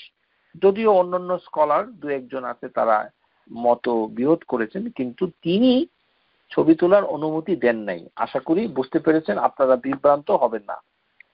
এটা আদাবুজ জিফাফ এই কিতাবের ভিতরে আপনারা এটা পেয়ে যাবেন যদি আপনারা পড়াশোনা করেন। তাহলে আমরা দেখতে পাচ্ছি যে মুসাউবির, এখন অনেক বাসায় আছে পুতুল নিয়ে বাচ্চারা খেলাধুলা করে, মানে সেটাকে আমরা কি দৃষ্টিতে দেখব? পুতুলের ব্যাপারে একটি কথা হচ্ছে যে এটা ইমেজ হলেও এই পুতুলটা যদি মেয়েদের হয় এবং সেটাকে জায়েজ বলা হয়েছে যে এটা ব্যবহার করা যাবে খেলাধুলার স্বার্থে। ও আস্তাদিল্লাহ জুমহুর লিহাযা ইসতিসনাই বিহাদিস আয়েশা রাদিয়াল্লাহু তাআলা আনহা, স্কলাররা বলেছেন যে খেলনা পুতুল যেগুলো উলের তৈরি পুতুল সেটা তো কোনো সমস্যাই নাই, কিন্তু অন্য ধাতুর পুতুলও যদি হয়, সেটা যদি ছোট আকারে হয় তাহলে এবং যে ব্যবহার করবে সেটা যদি মেয়ে হয় তাহলে তারা ব্যবহার করতে কোনো সমস্যা নেই। কেননা হাদিসের ভিতরে এসে কুনতু আল আবু বিল বানাতি ইনদা নবী সাল্লাল্লাহু আলাইহি ওয়াসাল্লাম, আমি মানে নবী সাল্লাল্লাহু আলাইহি সাল্লামের মানে বাসায় মানে বান্ধবীদের সাথে পুতুল নিয়ে খেলতাম। ওয়া কানা লি তাওয়াহিবু ইয়ালআবনা মাই, যে আমার সাথে খেলার সাথী ছিল, আমি তার সাথে পুতুল খেলতাম। ফাকানা রাসূলুল্লাহ সাল্লাল্লাহু আলাইহি ওয়াসাল্লাম ইযা দাখালা, তিনি যখন একদিন প্রবেশ করলেন, ইয়াতাকাম্মানা মিনহু, তিনি তখন মানে আসলেন, তখন তারা সবাই এই পুতুলগুলোকে লুকিয়ে রাখলো। তখন তিনি এদেরকে ডাকলেন, ফায়ুসাররিবুহুন্না ইলাইয়া, মানে আমাকে ডাকলেন, ফায়ালআবনা মাই, এবং তিনি আমার সাথে খেললেন। অর্থাৎ একেবারে ছোট মেয়ে যদি থাকে, তাদের ভবিষ্যতে তারা যে বাচ্চা লালন পালন করবে, এরকম একটা মানসিক শিক্ষা প্রস্তুতি নেওয়ার জন্য এই হাদিসগুলোকে দলিল হিসাবে পেশ করেছেন। অর্থাৎ খেলাধুলার জন্য ছোট ছোট পুতুল সেগুলোকে ব্যবহার করা ইনশাআল্লাহ যাবে। যেমন আরেকটি হাদিস এসেছে, কাদিমা রাসূলুল্লাহ সাল্লাল্লাহু আলাইহি ওয়াসাল্লাম মিন গাজওয়াতি তাবুক ওয়া খাইবারা, গাজওয়াত তাবুক অথবা খাইবরের কাহিনী বর্ণনা করা হয়েছে। সেখানে বাতাস বইতেছিল এবং মানে তখন কিছু পুতুল নিয়ে আয়েশা রাদিয়াল্লাহু তাআলা আনহা খেলতেছিলেন। ফাকাশাফা নাহিয়াতি আস-সাতরি আন বানাতি লিআয়েশাতি লুআবিন, বানাতি লিআয়েশাতা লুআবিন, যে আয়েশা রাদিয়াল্লাহু তাআলা আনহার কিছু মানে মেয়ে পুতুল ছিল, অর্থাৎ মেয়েদের আকৃতিতে কিছু পুতুল ছিল, হয়তো মাথার কিছু চুল ছিল ইত্যাদি, সেগুলোকে আয়েশা বলতেন যেগুলো হচ্ছে তার মেয়ে। মাহাজা ইয়া আয়েশা, বলা হইল যে হে আয়েশা, তোমার সাথে এগুলো কি? তখন তিনি বলছিলেন যে বানাতি, এগুলো হচ্ছে আমার মেয়ে। বানাতি এর অনুবাদে অনেকে বলেছেন যে মেষ শাবক অথবা ঘোড়া। বানাতি এর বিভিন্ন রেওয়ায়াত এসেছে, ঘোড়াও বলা হয়েছে কোন কোন রেওয়ায়াতে। বাইনাহুন্না ফারাসাহা লাহা জানাহিন মিনার রিকাই, যে এমন একটি ঘোড়া যার ডানা আছে, যে একটি ছোট ঘোড়ার শাবক তার সাথে ডানা আছে। আপনারা এই কাহিনী জানেন, হাদিসের ভিতরে এটা এসেছে। তখন নবী সাল্লাল্লাহু আলাইহি সাল্লাম মানে তাকে বললেন যে এমন একটি ঘোড়া নিয়ে তুমি খেলো যে তার সাথে ডানা আছে। তখন আয়েশা রাদিয়াল্লাহু তাআলা যুক্তি দিয়ে বলেছিলেন যে সুলাইমানের ঘোড়ার তো ডানা ছিল, যে আম্মা সামি'তা আন্না লিসুলাইমানা খাইলান লাহা আজনিহা, যে সুলাইমানের খাইল যেটা ঘোড়া তার ছিল আজনিহা, তার ডানা ছিল। ক্বালাত, তখন নবী সাল্লাল্লাহু আলাইহি সাল্লামের কথা বর্ণনা করছেন আয়েশা রাদিয়াল্লাহু তাআলা আনহা, ফাদাহিকা রাসূলুল্লাহ সাল্লাল্লাহু আলাইহি সাল্লাম হাত্তা রাআইতা নাওয়াজিজাহু, যে তিনি মুখ খুলে হাসতেছিলেন যে তার ভেতরের মাড়ির দাঁত দেখা যাচ্ছিল। অর্থাৎ এখান থেকে বিভিন্ন স্কলাররা দলিল নিয়েছেন যে ফি তারবিয়াতিহিন্না আলা আমরি তারবিয়াতিল আওলাদি, স্পেশালি মেয়েরা তারা পুতুল নিয়ে ইনশাআল্লাহ খেলতে পারবে, এটা জায়েজ রয়েছে বিইজনিল্লাহ তাআলা। আশা করি বুঝতে পেরেছেন।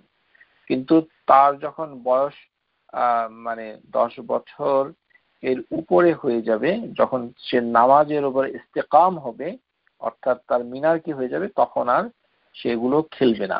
অর্থাৎ অল্প বয়সে, যে বয়স 7 বছরের থেকে 8 বছরের ভিতরেই তাকে পুতুল খেলা, অথবা 9 বছরের ভিতরে 10-এর আগেই তাকে থামিয়ে দিতে হবে যত তাড়াতাড়ি সম্ভব।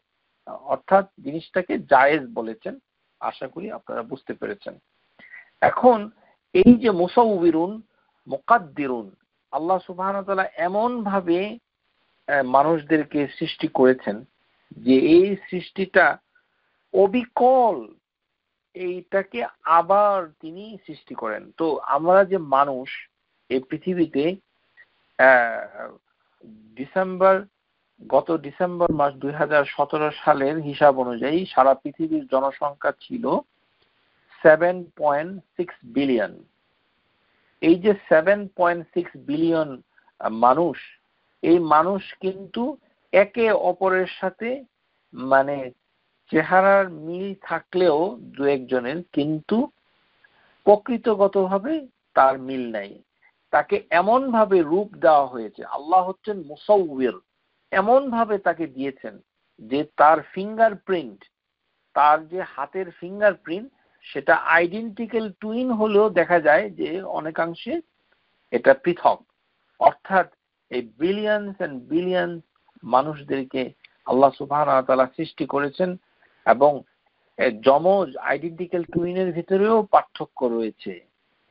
এবং আল্লাহ সুবহানাহু ওয়া তাআলা সেটি সূরা আল কিয়ামাতে বলছেন, আয়াহসাবুল ইনসানু আল্লান নাজমা ইযামা, যে মানুষ কি চিন্তা করে না যে তাকে আমরা হাড্ডি গুড্ডিগুলোকে আবারও একত্র করে, বালা কাদিরিনা আলা আন নুসাউইয়া বানানা, আমরা এমন ভাবে সৃষ্টি করে দিব একেবারে আঙ্গুল পর্যন্ত। অর্থাৎ আঙ্গুলের যে ফিঙ্গারপ্রিন্ট, অবিকল ফিঙ্গারপ্রিন্টের কেও আল্লাহ সুবহানাহু ওয়া তাআলা পুনর্গঠন করে দিবেন। সুম্মা নুঈদুকুম, আল্লাহ সুবহানাহু ওয়া তাআলা মানে নুখরিজুকুম নুঈদুকুম, তাকে সৃষ্টিটাকে ফিরিয়ে দেবেন অবিকল। এবং সেটা কোরআনুল কারীমে বলেছে। 1880 সালে স্যার ফ্রান্সিস গল্ট নামে একজন বৈজ্ঞানিক, তিনি সায়েন্টিফিক মেথড বের করলেন যে ফিঙ্গারপ্রিন্টের মাধ্যমে দেখা যায় যে প্রত্যেকটা মানুষ আলাদা আলাদা। 1880 সালে, এখন 2018, অথচ কোরআনুল কারীম 1450 বছরের বেশি হয়ে গেল, অথবা মানে এরকম, মানে 1400 বছরের কত বেশি। এই কোরআনুল কারীমে আল্লাহ সুবহানাহু ওয়া তাআলা আগেই বলেছেন যে মানুষকে যখন আবার তিনি পুনর্জীবন দান করবেন কিয়ামতে, তখন তার ফিঙ্গারপ্রিন্ট পর্যন্ত অবিকল ভাবে আল্লাহ সুবহানাহু ওয়া তাআলা আবার রিকনস্ট্রাকশন করে দিবেন, পুনর্নির্মাণ করে দিবেন। সেটাই আয়াতের কারিমায় ফুটে উঠেছে, আন নুসাউইয়া বানানা। তিনি সক্ষম যে ফিঙ্গারপ্রিন্ট পর্যন্ত। এই কারণে মানুষের সৃষ্টি এটি একটি অদ্ভুত, যে মানুষকে সৃষ্টি করেছেন এবং প্রত্যেকটি মানুষকে এমন ভাবে সৃষ্টি করেছেন যে একটার সাথে আরেকজনের কোনো মিল নাই। এটি আশ্চর্য। এবং এই মিল যে নাই সেটার জেনেটিক কম্পোজিশন ছাড়াও, এবং সেখানে মানে তিনি ফিঙ্গারপ্রিন্টের মাধ্যমেও তিনি একটা পার্থক্য রেখেছেন যেন মানুষ দেখতে পায়। অথচ আল্লাহ সুবহানাহু ওয়া তাআলা বলছেন যে মানুষ সৃষ্টি কি বড় বিষয় নাকি না, হেভেন এবং পৃথিবীর সৃষ্টি বড় বিষয়। যে আল্লাহ সুবহানাহু ওয়া তাআলা মানে আকবারু, যে কোন সৃষ্টিটা, এটাকেও তিনি মানে কোরআনুল কারীমে আয়াতে কারিমায় তিনি বলে দিয়েছেন যে সবচেয়ে বড় সৃষ্টি হচ্ছে হেভেন এন্ড আর্থ, সেটা হচ্ছে মানুষ সৃষ্টির থেকেও আকবারু ইনদাল্লাহি তাআলা। সো আমরা যেটা দেখতে পেলাম যে সবচেয়ে বড় গুনাহ হচ্ছে আল্লাহ সুবহানাহু ওয়া তাআলার সাথে সমকক্ষতা তৈরি করা। এই কারণে আইয়ে জানবি আকবারু ইনদাল্লাহ, সবচেয়ে বড় গুনাহ কোনটা? আন তাদউ লিল্লাহি নিদ্দা ওয়া হুয়া খালাকাক, যে আল্লাহর সাথে প্রতিযোগিতা করা, যে আল্লাহ সুবহানাহু ওয়া তাআলা তাকে সৃষ্টি করেছেন। তো এই কারণেই মুসাউবির কোন সূরা যদি কেউ করতে থাকে তাহলে আসলে তাকে সৃষ্টি করা মানে তাকে শিরিক করার গুনার মতো হয়ে যায়। আইয়ুশরিকুনা মা লা ইয়াখলুকু শাইআ ওয়া হুম ইখলাকুন, তাদেরকেই তো আমরা মানে আল্লাহ সুবহানাহু ওয়া তাআলা সৃষ্টি করেছেন, তারা কি করে আল্লাহর সাথে শিরিক করে। অর্থাৎ সবচেয়ে বড় গুনাহ হচ্ছে মানে তাসবির করা, অর্থাৎ কোনো মানুষের চেহারাটাকে রূপ দেওয়া। আশা করি বুঝতে পেরেছেন। আল্লাহ সুবহানাহু ওয়া তাআলা এই যে খালিক, আল বারি, আল মুসাউবির, এই শব্দমালাগুলোকে নিয়ে চিন্তা করতে হবে এবং এখান থেকে শিক্ষণীয় কি সেটা আমরা আলোচনা করে দেখলাম। আল্লাহ সুবহানাহু ওয়া তাআলা আমাদেরকে বোঝার তৌফিক দান করুন। ওয়া আখিরুদ দাওয়ানা আনিল হামদুলিল্লাহি রাব্বিল আলামিন। আসসালামু আলাইকুম ওয়া রাহমাতুল্লাহি ওয়া বারাকাতুহু। Subscribe to our YouTube channel, Know Tawhid First, and press the bell icon to get new video notifications.